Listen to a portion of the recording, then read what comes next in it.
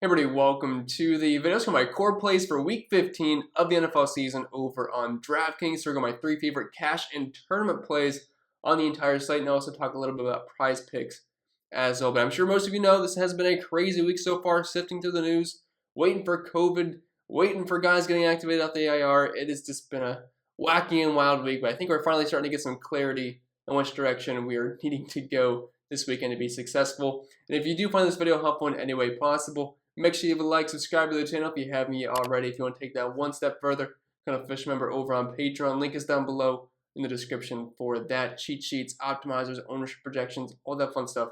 Link can be found in the description below. And last but not least, this video is sponsored by Prize Picks. I'm sure most of you know it is by now, but if you don't, it's daily fantasy sports simplified, just you versus projections. There's no sharks, 150 max contests, or salary cap restrictions, or anything like that.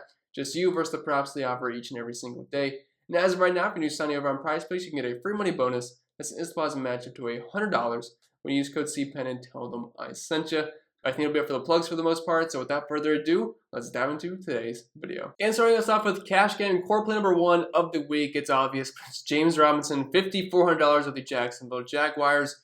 There's no Carlos Hyde this week, and most importantly, there's no Urban Meyer. I realize the same guy is calling plays, but we have to assume James Robinson is going to get a healthy dose of work in this game.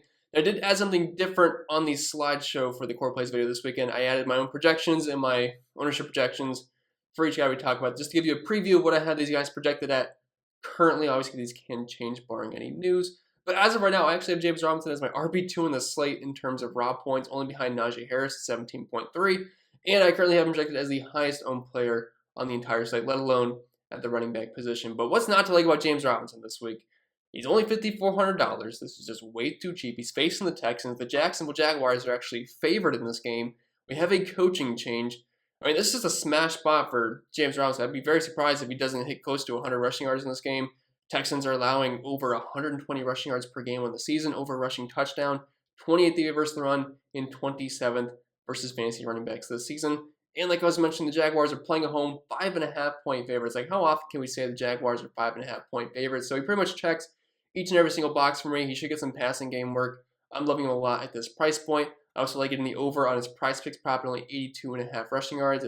If everything goes to plan here, I think Robinson could definitely hit the over on that. And moving on to cash game core play number 2, we have DAVANTE Parker at $4,300. Wide receiver 1 this week for the Miami Dolphins, because the big news here is that Jalen Waddle is out this week. He's a guy that's heavily involved in that offense, getting close to 9 targets per game and about a 25% target share. He's had a great connection with Tua so far. You take him out of the equation, that's a lot of vacated targets. So guys like DAVANTE Parker and Mike Gesicki definitely get bumps this week, and I like both guys a lot. And the Dolphins are going to be quite popular this weekend. Myles Gaskin, Tua, DAVANTE Parker, Mike Gesicki. It is a Dolphin kind of week, but Parker here stands out above the rest at this very cheap price point. Should be a guy that's probably going to see close to 10 targets in this game.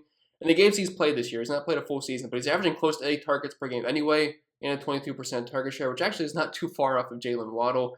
And now you're facing the Jets secondary, which is currently dead last, 32nd DVA versus the pass, despite being kind of stingy versus wide receivers.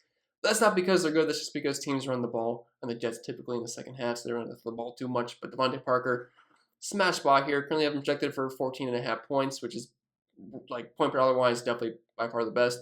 And the second highest owned wide receiver in the slate at nearly 28% projected ownership. Now, that's obviously going to be different in terms of cash games or tournaments. Like, if you're playing cash this week, Parker's probably going to be like 70-80%, depending on the field size. But if you're playing large field tournaments, probably down close to 30%, but he's definitely going to be way up there in terms of ownership. So I don't think he's a sneaky player or anything. Everyone's thinking about DAVANTE Parker, but rightfully so. His prop on Prize Picks is only at 52.5 yards, and I do think he can easily hit the over on that. He's a guy, he's a big body, he can score touchdowns, and he can hit on big plays. So I think Parker, this price point, is an absolute smash play in cash games. And moving on to our third cash game core play of the week, we have Davante Adams at $8,900, and this was pretty much just a lateral pivot off of Cooper Kupp, who was my favorite play in the slate heading into the weekend. He was at $9,000. Since he is currently at the slate playing on Tuesday now due to the Seahawks and Rams just dealing with a bunch of COVID issues, I mean, the direct pivot was to Davante Adams because we're spending down this week at other positions. Like we already talked about a cheap running back. We had like other cheap running backs, and we like some of these cheap wide receivers, and we like Tua and some other cheap guys. Like we have money to spend up, and I think Davante Adams is the best guy to go for. He is very consistent. He's kind of like a running back where you know he's going to get the volume. Typically, we view running backs as the safest plays in the slate, but guys like Cooper Kupp and Davante Adams are right there with him because they're going to get their 10 plus targets. Typically, DAVANTE Adams is a guy that's been over 100 yards the past 3 weeks. There's a good chance he finds the end zone. Playing the Ravens defense that has not been that great versus the pass this year, currently 26 DVOA.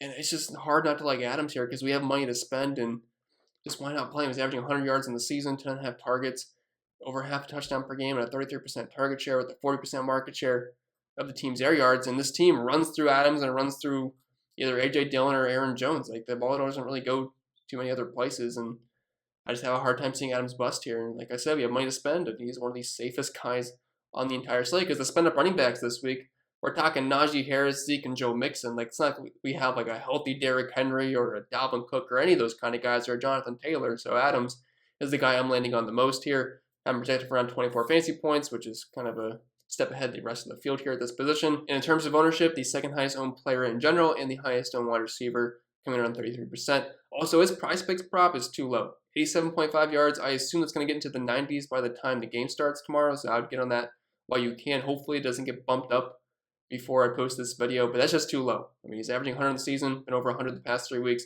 Don't see a reason why. I mean, unless he has a bad game, which is certainly possible, but if Adams just hits his averages, 87.5 is a pretty easy over in my opinion. I am cheating a little bit here. We're going to do 4 cash plays and 2 tournament plays because I am not finding a tournament running back I like this week. They just don't really exist. I like 4 running backs in the entire slate, so I'm not just going to waste my time and your guys' time just throwing a random running back that I don't actually like just for the purpose of having one on here. So Myles Gaskin, $5,600. Like I said, running back is looking pretty good cheap this week, and Gaskin and James Robinson is going to be by far the most popular combo, especially in cash games, but I think in just general because, like I said, lack of good running backs on the slate. But keep your eyes out for Chase Edmonds. He was close to making it on here, but I'm not sure what the injury news is going to be for that situation yet, so wait and see there. But I do like Edmonds. But Myles Gaskin here, $5,600.